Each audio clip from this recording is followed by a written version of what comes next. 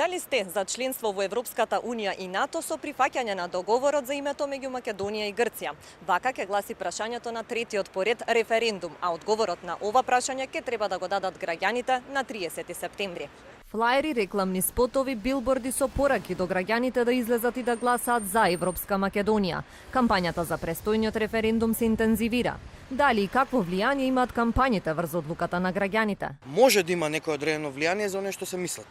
Точно, да, кој што се на пола дали да излезат или не.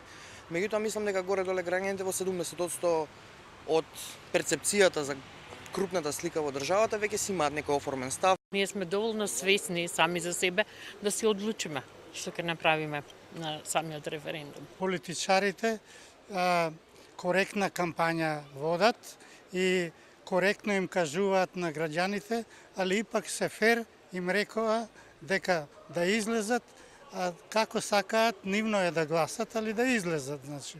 Не верувам дека ќе има кои сите други кампањи дека се пари фрлање во празно. Сите голем дел од граѓаните више имаат донесено мислење.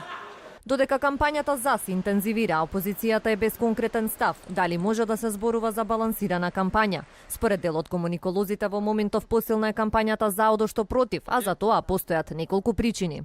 Но тоа се должи на неколку причини кои немаат врска со балансираност. Прво, на кампањата за има многу поголема коалициски капацитет.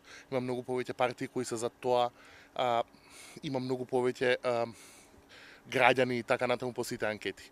Втората причина е што опозицијата нема став. Таа не вели дали ќе бојкотира или ќе биде против. А третата причина е техничка, имајќи предвид дека собранието е единствен овластен распишувач, во собранието не се пријавија за кампања против, односно има малку пријавени за кампања против.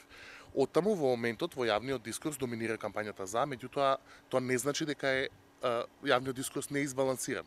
Тоа може би значи дека едноставно повеќето граѓани се определиле за. Арсовски верува дека додека трае кампањата ќе се изнесат доволно аргументи и од едната и од другата страна за граѓаните да донесат информирана одлука.